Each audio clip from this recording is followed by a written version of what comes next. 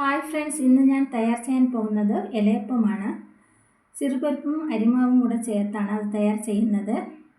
ഇതിപ്പോൾ 100 ഗ്രാം ചെറുപരിപ്പാണ് ഞാൻ എടുത്തിട്ടുള്ളത്. അത് നമുക്ക് 1 മണിക്കൂറൊന്ന് വെള്ളം ഒഴിച്ച് കുതിർത്ത് വയ്ക്കണം. അതിനുശേഷം നമുക്കിത് നന്നായിട്ട് നല്ല കുഴഞ്ഞ രൂപത്തിൽ നന്നായിട്ടൊന്ന് വേവിച്ചെടുക്കണം. അപ്പോൾ നമുക്ക് കുറച്ച് വെള്ളം ഒഴിച്ച് വയ്ക്കാം.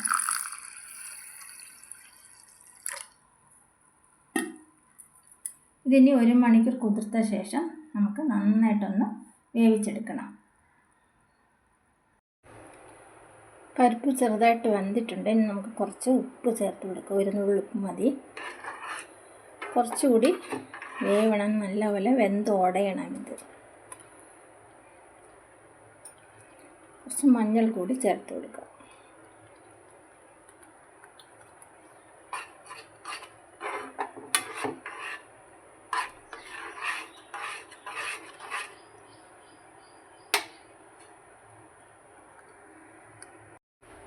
നമുക്കിനി കുറച്ച് 5 or 6 ഏലക്ക കീറിയത് കൂടി ചേർത്ത് കൊടുക്കാം.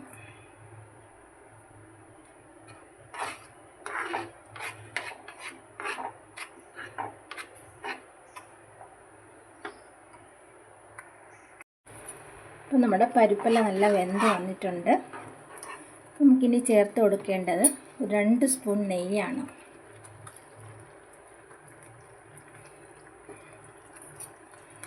നന്നായിട്ടൊന്ന് ഇളക്കി കൊടുക്കുക.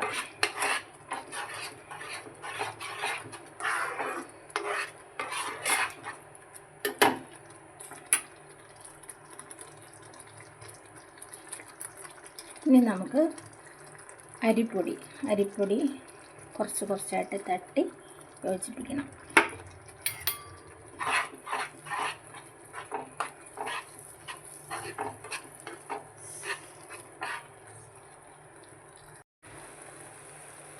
ബാക്കി കൂടി ചേർത്ത് കൊടുക്കാം.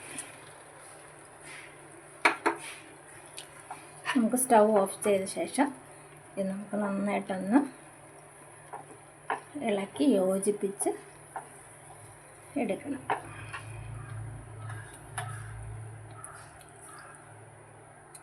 തണുത്തതിന് ശേഷം നമുക്കിതൊന്ന് കുഴച്ചെടുക്കണം. ഈ കുഴച്ചെടുത്ത മാവാണ് നമ്മൾ അട ചെയ്യാൻ ഉപയോഗിക്കുന്നത്.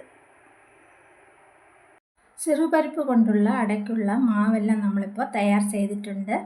നമുക്കിനി മാവൊന്ന് സോഫ്റ്റ് ആവാൻ വേണ്ടിയിട്ട് കുറച്ച് വെളിച്ചെണ്ണ ഒഴിച്ച് ഒരു 10 മിനിറ്റ് വെച്ചേക്കാം. വെളിച്ചെണ്ണ ഒഴിച്ച് കുഴയ്ക്കുന്ന വേറെ എണ്ണയൊന്നും ആവശ്യമില്ല, വെളിച്ചെണ്ണയാണ് നല്ലത്. നമുക്ക് ഇലയിൽ പരത്തിയെടുക്കാൻ കുറച്ച് എളുപ്പമായിട്ടുണ്ടാവും, അതിനാണ് വെളിച്ചെണ്ണ ഒഴിച്ച് വയ്ക്കുന്നത്. ഫില്ലിങ്ങിനായിട്ട് ഇപ്പോൾ ഞാൻ അരമുറി തേങ്ങയാണ് ചിരവി എടുത്തിട്ടുള്ളത്. നമുക്കൊരു 5 or 6 സ്പൂൺ പഞ്ചസാര കൂടി ചേർത്ത് കൊടുക്കാം.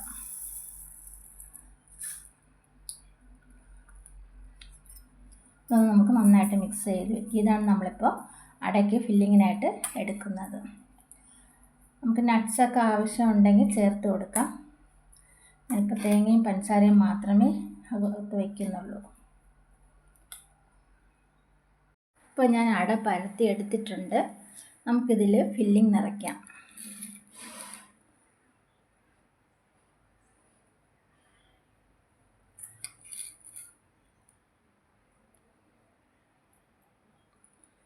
നമുക്ക് ഇല മടക്കി കൊടുത്ത ശേഷം ഒന്ന് അമർത്തി കൊടുക്കാം. ഇതുപോലെ എല്ലാം ചെയ്തെടുക്കണം. അതിനുശേഷം നമുക്കൊന്ന് ആവിയിൽ വേവിച്ചെടുക്കാം. ഞാനിപ്പോൾ അടയെല്ലാം പരത്തി എടുത്തിട്ടുണ്ട്. നമുക്കിതൊന്ന് ആവിയിൽ വേവിച്ചെടുക്കണം. 100 ഗ്രാം ചെറുപരിപ്പും 100 ഗ്രാം അരിപ്പൊടിയാണ് ഞാൻ എടുത്തിട്ടുള്ളത്. അപ്പോൾ എനിക്ക് 4 വലിയ അടയാണ് കിട്ടിയിട്ടുള്ളത്. നമുക്ക് വേണമെങ്കിൽ ചെറിയ സൈസിലും അട പരത്തിയെടുക്കാം. നമ്മുടെ ഇലയപ്പം ഇപ്പോൾ ആവിയിലൊക്കെ വേവിച്ചെടുത്തിട്ടുണ്ട്. നമുക്ക് നോക്കാം.